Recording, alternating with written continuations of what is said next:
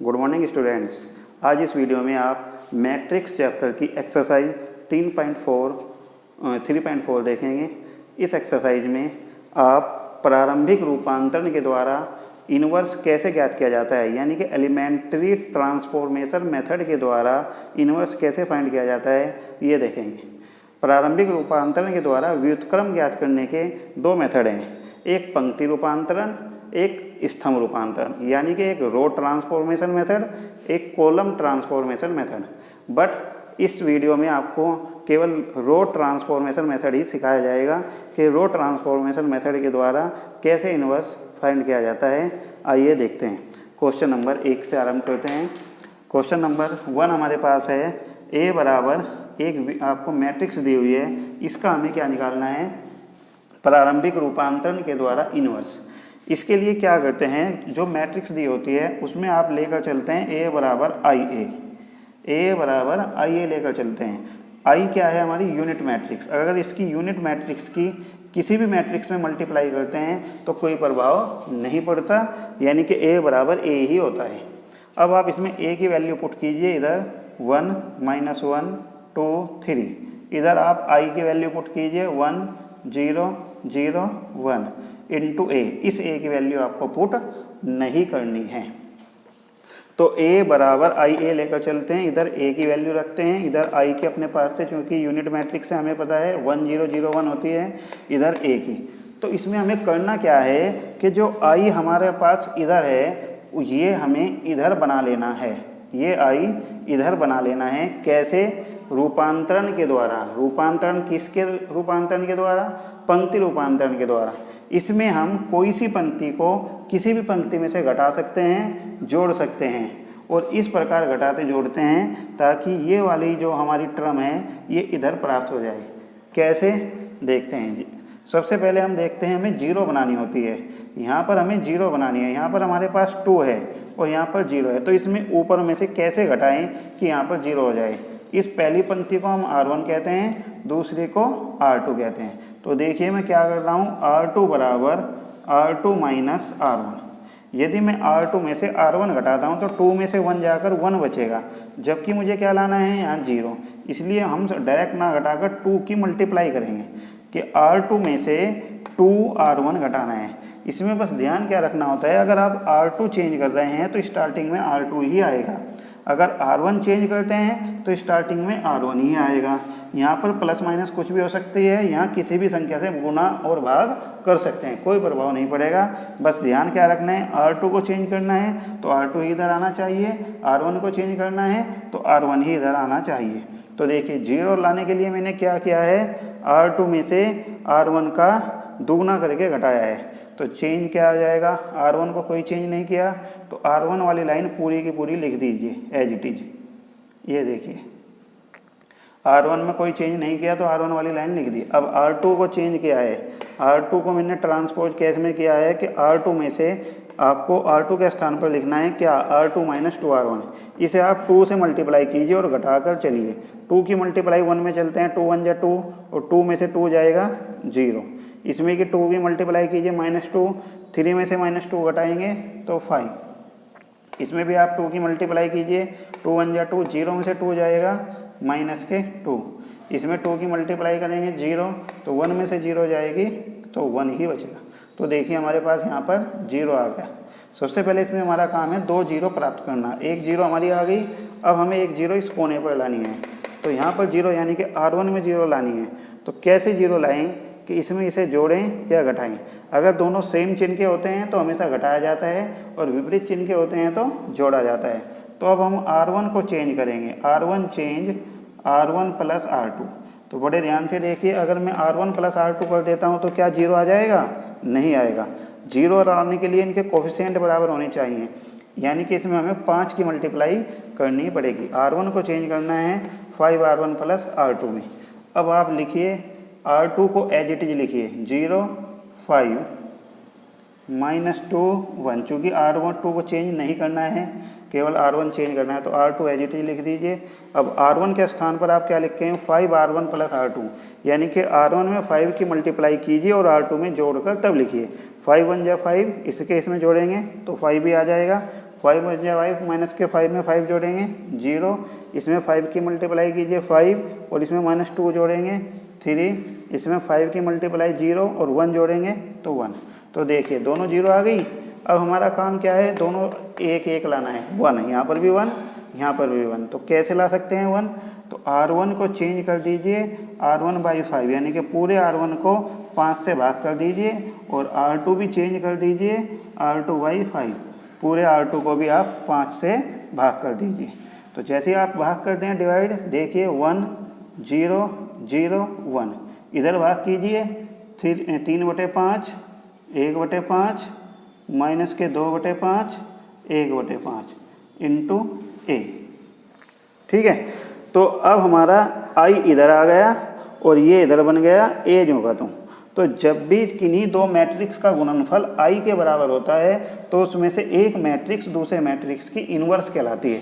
यानी कि हमारे पास क्या फॉर्मूला है, यदि ए इन्वर्स बराबर हमेशा क्या होता है आई, ए की ए इन्वर्स में गुना हमेशा क्या होती है आई। तो आई हमें सामने बनाना है, तो हमारा आई बन गया। ए हमारे पास ये है ही, तो इसका मतलब ये वैल्यू किसकी है, ए इन्वर्स की है। अब आप इसे किसके बराबर लिख सकते हैं, ए इन्वर्स, इसलिए ए इन्वर्स बराबर हमारे पास आ गया 3/5 1/5 माइनस का 2/5 1/5। ये हमारा आंसर है। क्यों? क्योंकि आप लिख सकते हैं ए इन्वर्स बराबर किसके होता है, आई के। जब आई इधर है ए इधर है तो ये क्या हुआ, ए इन्वर्स, तो ए इन्वर्स बराबर ये आंसर आ गया। तो आशा है आपको समझ में आया होगा। आगे बढ़ते हैं क्वेश्चन नंबर 2 की ओर। क्वेश्चन नंबर 2 बिल्कुल सेम इसी प्रकार है। इसमें एक दूसरी मैट्रिक्स दी हुई है ए बराबर 2 1 1 1।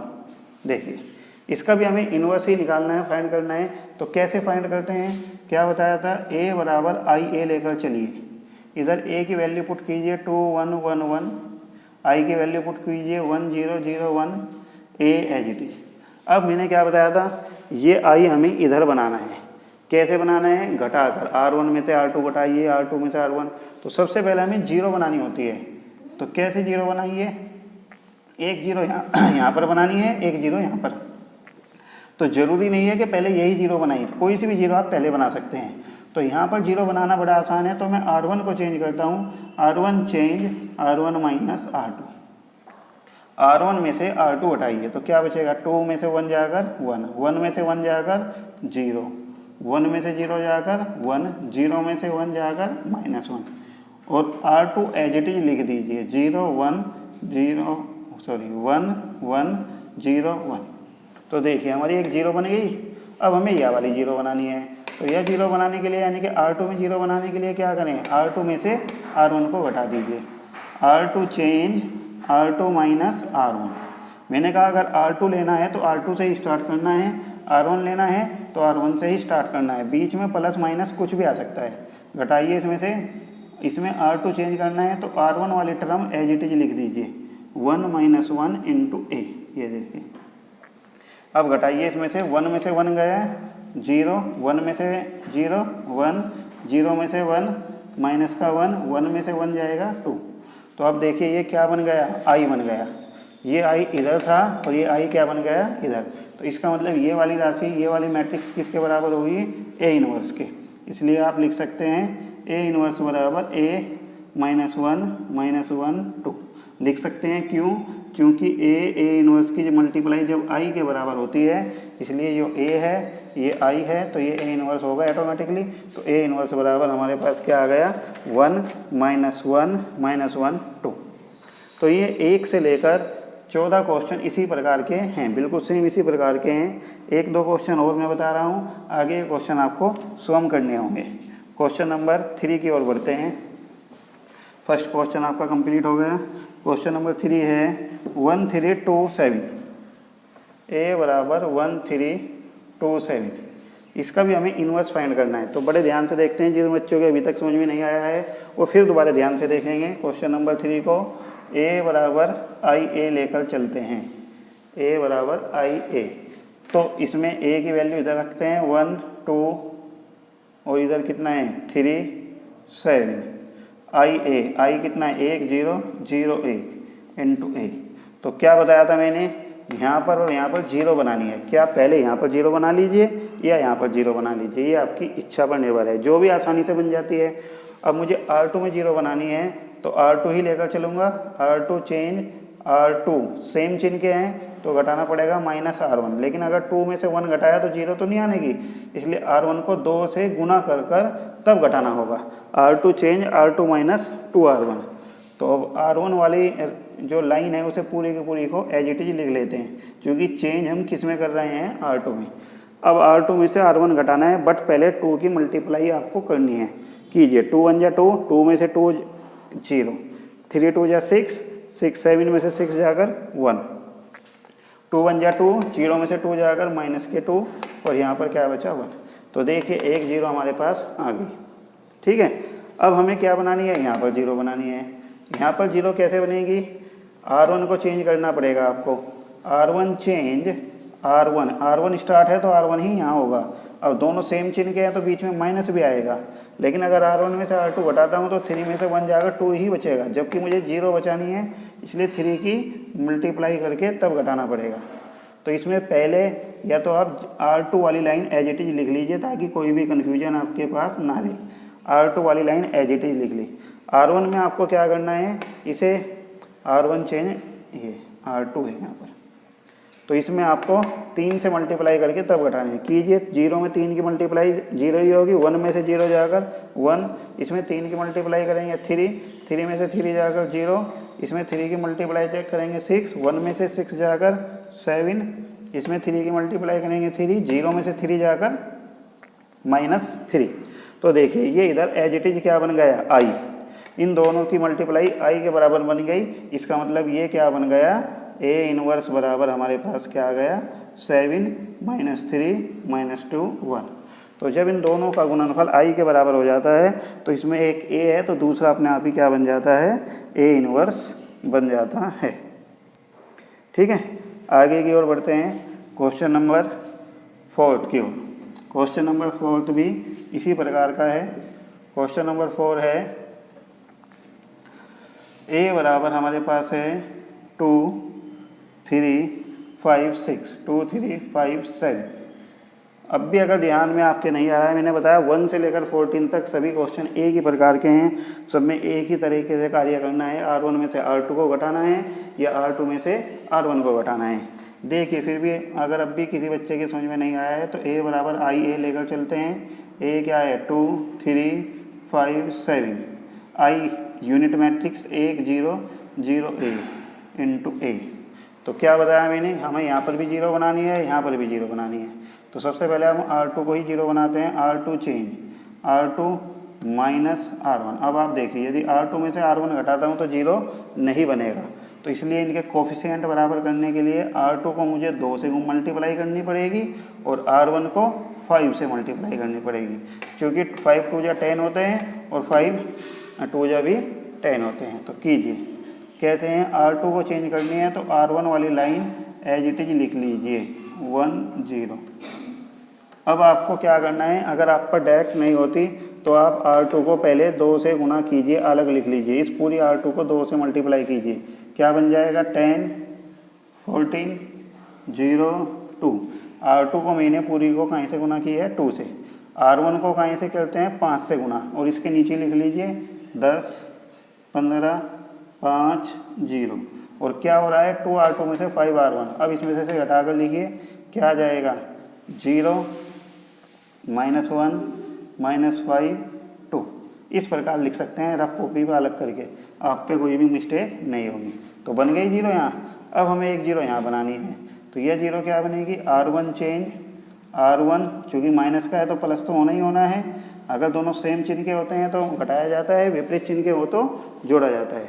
तो R1 change R1 plus R2, तो जीरो तो नहीं बनेगा, इसलिए 3R2 करना पड़ेगा। 3 की गुना करके तब जोड़ना पड़ेगा। जोड़िए, जैसे 3 की मल्टीप्लाई इसमें करके इसमें जोड़ते हैं तो 6 3 0 0 0 को 2 में जोड़ते हैं 2, 3 1 जा 3, इसमें जोड़ते हैं क्या हो जाएगा 0 0 -1।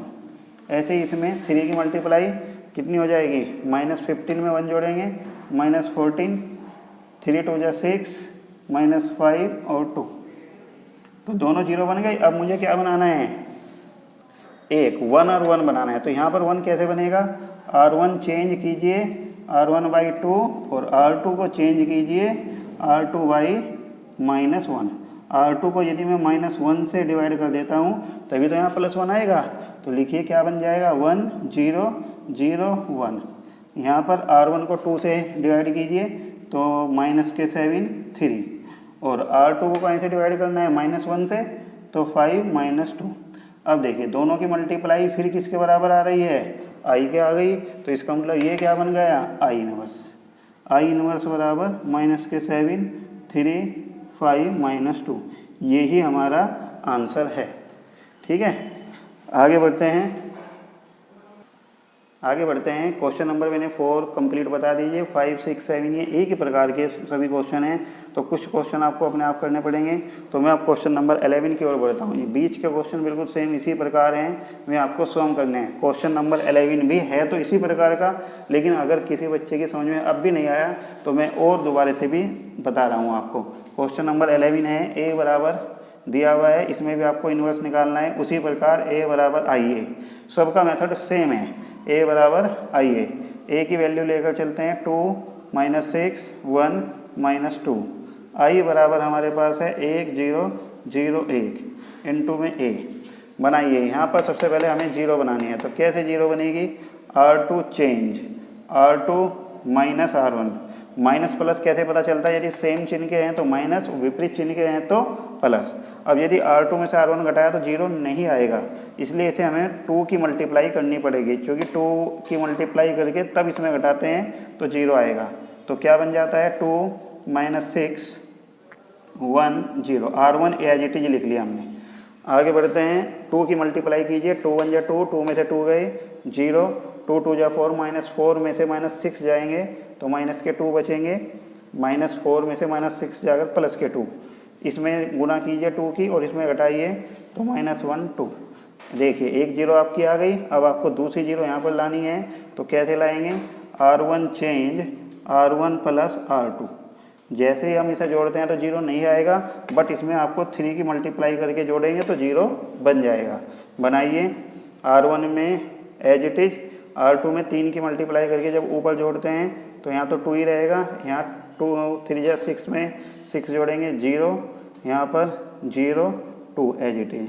इसे देखिए 3 की मल्टीप्लाई -3 में 1 जोड़ते हैं -2, 6 में 0 जोड़ते हैं 6, -1 2 इंटू ए।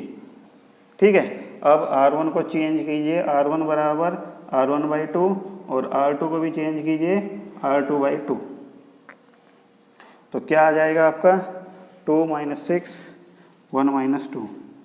तो ए इनवर्स आपका अपने आप ही आ जाएगा 1 0 0 1। इधर 2 से डिवाइड कीजिए, -1 3 -1/2 और 1। अब देखिए इन दोनों की मल्टीप्लाई आई के बराबर आ गई, इसका मतलब ये ए इनवर्स होगा। ए इनवर्स बराबर -1 3 -1/2 1। यही हमारा आंसर है। तो ये क्वेश्चन भी जो शुरू के क्वेश्चन मैंने समझाए हैं उसी प्रकार के क्वेश्चन हैं। फिर भी और आगे की ओर बढ़ते हैं। क्वेश्चन नंबर 12 भी उसी प्रकार का है जैसे अभी बताया है। ए बराबर आपको दिया है, ए बराबर आई ए लेकर चलते हैं 6 - 3 -2 1। आई का है 1 0 0 1 इनटू में ए। तो अब हमें क्या करना है, यहाँ पर 0 बनानी है। तो कैसे बनेंगे R2 में 0 बताइए। R2 चेंज कीजिए R2 + R1। अगर डायरेक्ट जोड़ते हैं -2 में 6 तो 0 नहीं बनेगा, बट यदि R2 में हम 3 की मल्टीप्लाई करके जोड़ते हैं तो 0 आ जाएगा। तो बनाइए 6 - 3 1 0 इंटू ए। इसमें आप 3 की मल्टीप्लाई कीजिए, 3 2 6 में 6 जोड़िए 0, 3 की मल्टीप्लाई कीजिए 3 1 3, यहाँ पर भी क्या आ गया 0, और इसमें आप कीजिए 3 की मल्टीप्लाई और 1 और यहाँ पर मल्टीप्लाई कीजिए 3। अब आप देखिए इसमें 2 0 बन गई, जबकि बनना क्या चाहिए था, यहाँ इकाइयाँ हुई, यानी कि इन दोनों का गुणनफल किसके बराबर आ रहा है 0 के। तो इसका मतलब क्या है, आप लिख सकते हैं चूँकि A inverse A into A inverse not equal to I, इन दोनों का यदि आई के बराबर नहीं आता तो आप क्या कह सकते हैं, A inverse does not exist. तो आप इसमें बता सकते हैं क्योंकि the element of R2 is equal to 0, R2 के सभी एलिमेंट क्या हैं 0, all elements of R2 is 0, R2 के सभी एलिमेंट 0 है, so A inverse does not exist. इसका मतलब ये हो गया कि इसका इनवर्स निकालना पॉसिबल नहीं है। ठीक है, आगे बढ़ते हैं क्वेश्चन नंबर 13 की ओर। क्वेश्चन नंबर 13 हमारे पास है ए बराबर दिया हुआ है ए बराबर 2 - 3 और -1 2। कीजिए इसका भी। क्वेश्चन नंबर 13 है ए बराबर आई ए लेकर चलते हैं, ए को आप 2 - 3 -1 2, आई बराबर कितना है 2 - 3 -1 2, 1 0 0 1। इधर ये हमें बनाना है तो कैसे बनेगा, यहाँ पर 0 लाने के लिए बताइए R2 को चेंज करना पड़ेगा, R2 बराबर R2 + R1, लेकिन 0 नहीं आएगा, R2 में 2 की मल्टीप्लाई करनी पड़ेगी। कीजिए 2 - 3 बराबर 1 0, R2 में 2 की मल्टीप्लाई कर R1 जोड़िए, 2 1 जा 2 0 हो जाएगा, 2 2 जा 4 में 3 जोड़ेंगे 1, 0 में ये जोड़ेंगे 1, यहाँ पर 2, 1 0 आ गई। अब आपको दूसरी 0 बनानी है, R1 चेंज R1 + R2 नहीं बल्कि 3R2, क्योंकि इसमें 3 की मल्टीप्लाई करके जोड़ेंगे तभी तो यहाँ 0 आएगा। कीजिए 2 0 3 की मल्टीप्लाई करके इसमें जोड़ेंगे 0 1, 3 की मल्टीप्लाई करके ऊपर जोड़ेंगे, 3 1 जा 3 में 1 4 6 1 2, ये आ गए। अब आपको क्या करना है, R1 को चेंज करना है R1/2, R1 को 2 से डिवाइड कीजिए 1 0 0 1, R1 को 2 से डिवाइड करेंगे 2 3 1 2। अब देखिए यहाँ पर अपने आप ही आई बन गया, तो इसका मतलब ये क्या है ए इनवर्स, इसका मतलब ए इनवर्स बराबर क्या है 2 3 1 2, यही हमारा आंसर है। क्वेश्चन नंबर 14 की ओर बढ़ते हैं। क्वेश्चन नंबर 14 मैं आपको दूसरी प्रकार से करके भी दिखाऊंगा। क्वेश्चन नंबर 14 है ए बराबर 2 1 4 2। इनवर्स निकालने से पहले आप एक छोटा तरीका है ये दिखा सकते हैं कि ये एग्जिस्ट करेगा या नहीं। कैसे, यदि आप इसका मापांक यानी कि मॉडुलस मान निकाल लेते हैं, कैसे निकलता है, क्रॉस गुना करके 2 2 जा 4 4 1 जा 4, 2 2 जा 4 -4 1 जा 4 बराबर 0। यदि इसका मापांक 0 आ जाता है तो आप डायरेक्ट लिख सकते हैं A inverse does not exist, does not exist.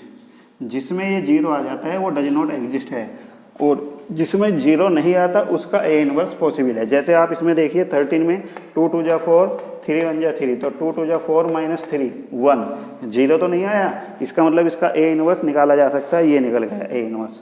But इसका आपने 2 2 जा 4 -4, इसका आपने निकाल के देखा तो क्या आ गया 0, तो इसका मतलब ए इनवर्स डज नॉट एग्जिस्ट। अभी मैंने आपको एक और बताया था क्वेश्चन नंबर 12, क्वेश्चन नंबर 12 में हमारा ए इनवर्स डज नॉट एग्जिस्ट आया था, लेकिन आप उसको भी इस प्रकार से कर सकते थे। कैसे, 6 - 3 -2 1। अगर मैं इसका मॉडुलस मान निकाल लेता, इसे बोलते हैं सारणिक मान, आगे मैट्रिक्स में बताया जाएगा। तो तिरछी गुना कीजिए 6 - 6 बराबर क्या आ गया 0, इसकी इसमें गुना माइनस इसकी इसमें गुना 0 आ गया। तो इसमें भी आप लिख सकते थे direct A inverse does not exist, does not exist. जिसकी गुणनफल तिरछी करके माइनस करने पर 0 आ जाए उसका ए इनवर्स संभव नहीं है। तो ए इनवर्स डज नॉट एग्जिस्ट। तो इस वीडियो में आपको 1 से लेकर 14 तक यानी कि 2/2 के इनवर्स कैसे निकाले जाते हैं ये आपको पता चल गया। आगे के 3/3 के इनवर्स कैसे निकालने के लिए कैसे निकाले जाते हैं आगे की वीडियो देखते रहिए। अगर आपको वीडियो पसंद आ रही है तो सब्सक्राइब करना ना भूलें। धन्यवाद।